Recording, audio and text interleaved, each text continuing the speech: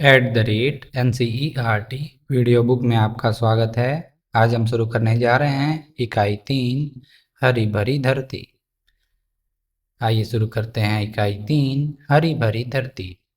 चित्र और बातचीत। यहाँ पर चित्र देख सकते हैं। चित्र में तरह तरह के जीव जंतु पशु पक्षी भी हैं और दो बच्चे उनके साथ खेल रहे हैं और बातें कर रहे हैं।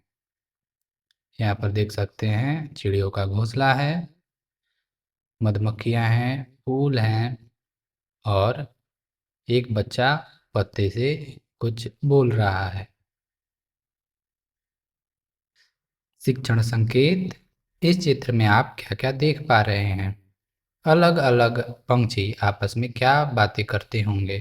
पेड़ पंछियों से क्या कहते होंगे? हरी भरी धरती को हमेशा हरी भरी रखने के लिए हमें क्या करना चाहिए? चित्र में एक बच्चे ने श्रवण यंत्र पहना है और एक ने चश्मा। बच्चों से इस पर बात कीजिए कि श्रवण यंत्र किस प्रकार काम करता है। उद्देश्य यह है कि बच्चे तरह तरह की आवश्यकताओं और परिस्थितियों से परिचित हो और एक दूसरे के प्रति संवेदनशील बने। शिक्षक इन सभी प्रश्नों का उपयोग कर बच्चों को अपनी भाषा में मन की बात कहने के लिए प्रोत्साहित करें एवं उपयुक्त अवसर प्रदान करें। यहाँ पर देख सकते हैं इस बच्चे ने चश्मा पहना रखा है और इस बच्चे ने श्रवण यंत्र लगाया है। आइए शुरू करते हैं पाठ 13 तालाब। सुने कहानी तालाब। इस तालाब का नाम छोटा तालाब है। यहाँ तुम्हें कई लोग दिखेंगे। केंचुए, सांप, केकड़े, मेंढक, कनखजूरे, दो कछुए और उनके साथ बच्चे।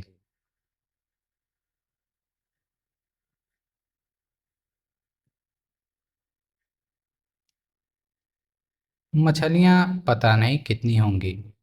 मच्छर जैसे कई उड़ाकू तुम्हें वहाँ मिलेंगे।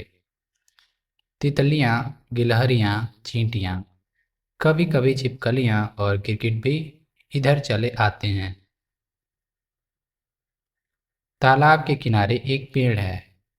इस पर मकड़ियों के जाले हैं और चिड़ियाँ, उनका तो पूछो ही मत।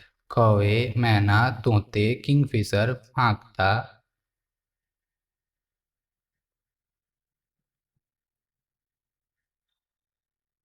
आजकल सर्दियों के दिन हैं। मैं रोज इस तालाब को देखने आती हूँ। यहाँ इन दिनों सारस आए हुए हैं। छोटे तालाब पर खूब चहल पहल है।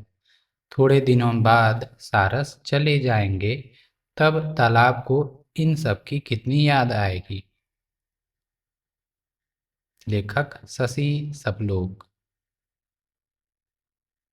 यहाँ पर तालाब के किनारे का दृश्य देख सकते हैं। तालाब के किनारे एक पेड़ है। पेड़ पर गिलहरियाँ, तोते और आप सारस को देख सकते हैं तालाब में विचरण करते हुए। यहाँ पर कछुओं को भी देख सकते हैं। तितलियाँ उड़ रही हैं।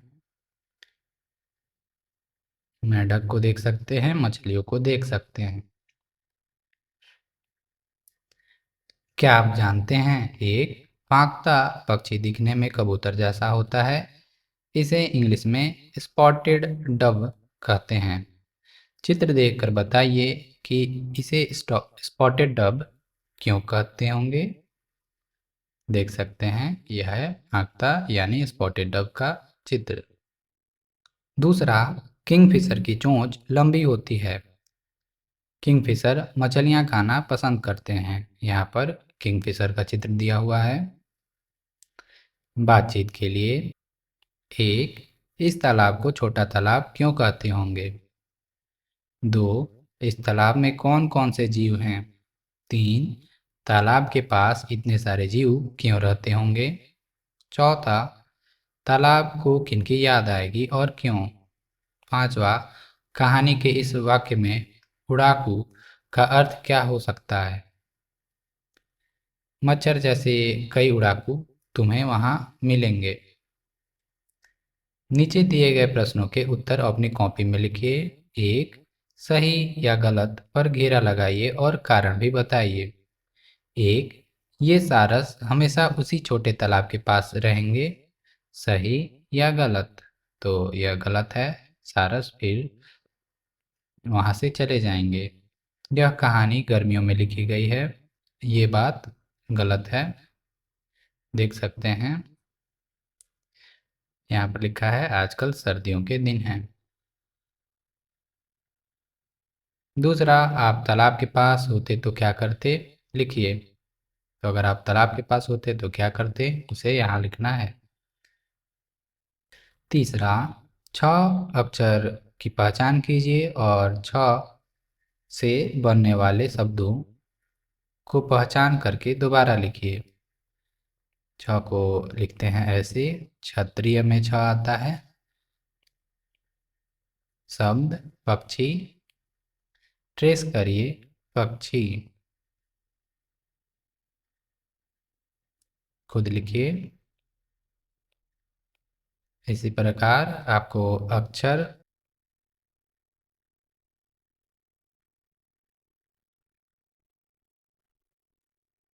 कक्षा, शिक्षा,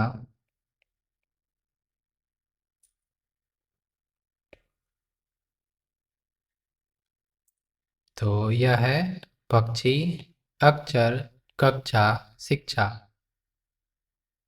पहेली, चिड़िया को उसके घोंसले तक पहुंचने में उसकी सहायता कीजिए।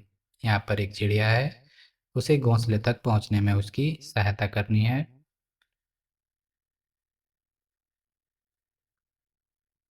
कुछ ऐसे। शब्दों का खेल, जीवों के नाम को उनके चित्र से रेखा खींचकर जोड़िए। यह है सांप, यह है केंचुआ, यह है सारस, यह है कछुआ, यह है मैना, यह है कौवा, यह है फांकता। किंगफिशर सबसे पहले स्थान पे था।